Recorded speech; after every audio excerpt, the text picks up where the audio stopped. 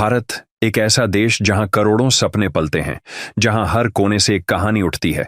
लेकिन कभी कभार एक ऐसी कहानी सामने आती है जो सिर्फ एक जीवन की नहीं बल्कि पूरे राष्ट्र की दिशा बदल देती है। आज की कहानी है एक ऐसे व्यक्ति की जिसका नाम देश की राजनीति में गूंजता है, जिसका सफर एक छोटे से रेलवे स्टेशन की चाय की दुकान से शुरू होकर दुनिया के सबसे शक्तिशाली पदों तक पहुंचा। क्या गोली का जवाब गोले से देना चाहिए? ईंट का जवाब पत्थर से देना चाहिए?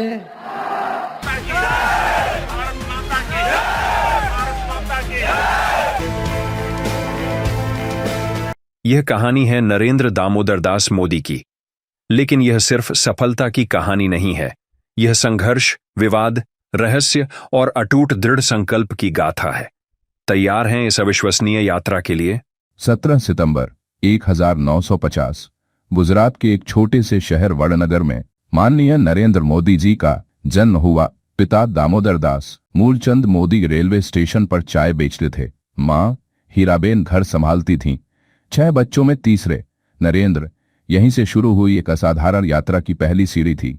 बचपन से ही नरेंद्र में कुछ अलग था। वे स्कूल में औसत छात्र थे, लेकिन वाद विवाद और नाटकों में बहुत आगे।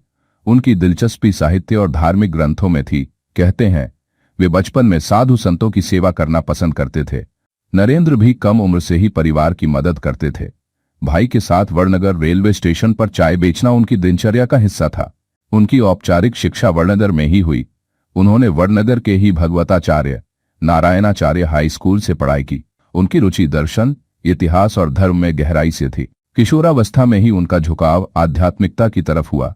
सिर्फ 17 साल की उम्र में 1967 में उन्होंने घर छोड़ दिया। उनका मन था कि वे हिमालय की गुफाओं में जाकर साधु बन जाएं। वे 2 साल तक भारत भर में घूमते रहे, गुजरात से पश्चिम बंगाल, फिर उत्तराखंड, हिमाचल। इस दौरान उनकी मुलाकात कई संतों और धार्मिक संस्थानों से हुई। यह अनुभव उनके व्यक्तित्व को गढ़ने वाला साबित हुआ। घर लौटने के बाद उनका संपर्क राष्ट्रीय स्वयंसेवक संघ आरएसएस से हुआ। यहीं से शुरू हुआ उनका राजनीतिक सफर और वो छिपा हुआ संघर्ष जो उनकी सफलता की नींव बना। उन्होंने आरएसएस के प्रचारक के रूप में काम शुरू किया। यह कोई शॉर्टकट नहीं था, यह था अथक परिश्रम, त्याग और जोखिम भरा संघर्ष। उनकी पहली नियुक्ति गुजरात के भुज में हुई, जहां 1971 के भीषण भूकंप के बाद उन्होंने राहत कार्यों में बढ़ चढ़कर हिस्सा लिया। वे एक साधारण कार्यकर्ता थे। साइकिल चलाकर गांव-गांव जाना, शाखा लगाना, लोगों से संपर्क करना, विचार फैलाना था। सन 1975 से 1977 यह दौर था इंदिरा गांधी की इमरजेंसी का।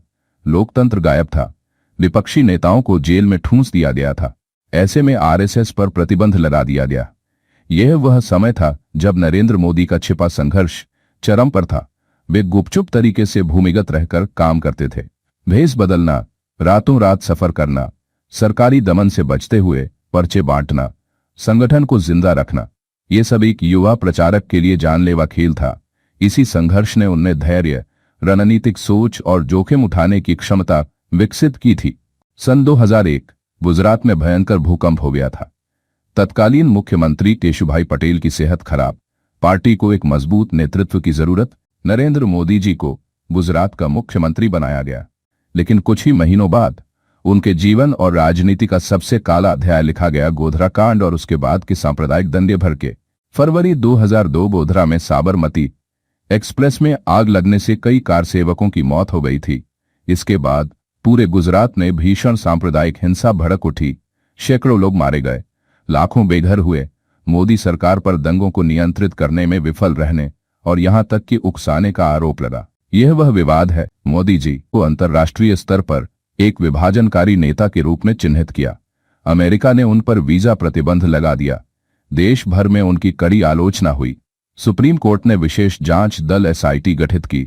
एसआईटी और अदालतों ने मोदी जी को सीधे तौर पर दोषी नहीं ठहराया, लेकिन यह विवाद उनकी छवि पर एक गहरा दाग बनकर रह गया। 2012 में एसआईटी ने कोई मुकदमा चलाने योग्य सबूत नहीं का हवाला देते हुए मोदी जी अन्य को क्लीन चिट दे दी और मजिस्ट्रेट को अपनी क्लोजर रिपोर्ट सौंप दी। 2014 साल में नरेंद्र मोदी जी भारत के 14वें प्रधानमंत्री बने। उन्होंने तुरंत एक विश्व परिवर्तनकारी विचार को धरातल पर उतारना शुरू किया। डिजिटल इंडिया, यह विचार था भारत को डिजिटल रूप से सशक्त बनाने का। जन धन योजना के तहत करोड़ों गरीबों के बैंक खाते खुले। आधार ने पहचान का आधार बना दिया।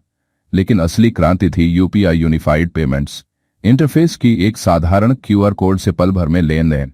यह विचार इतना क्रांतिकारी था कि दुनिया के विकसित देश भी अब इसे अपना रहे हैं। उनका जीवन अत्यंत अनुशासित है। सुबह बहुत जल्दी उठना, नियमित नित्य योग और ध्यान करना है।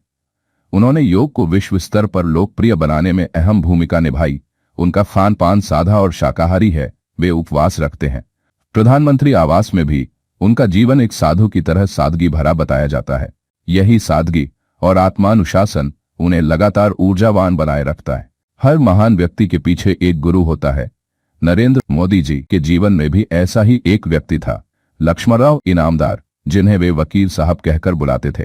जब नरेंद्र मोदी जी किशोर थे तभी वकील साहब उनके संपर्क में आए, जो वड़नगर में आरएसएस के प्रचारक थे।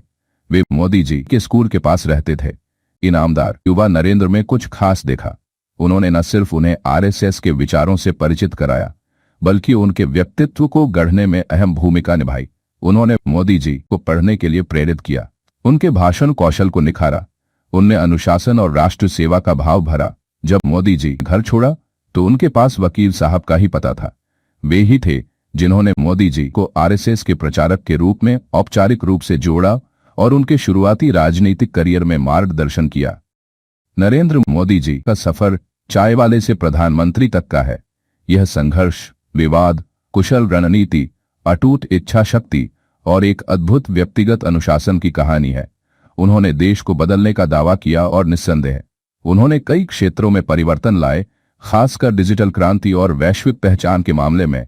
लेकिन उनका कार्यकाल गहरे विवादों और आलोचनाओं से भी घिरा रहा। उनकी कहानी हमें सिखाती है कि महानता अक्सर जटिल होती है। सफलता के पीछे अकथित संघर्ष छिपा होता है। विवाद इतिहास के पन्नों में दर्ज रहते हैं और व्यक्तिगत अनुशासन ही वह मजबूत आधार है जो बाहरी तूफानों का सामना करने की ताकत देता है।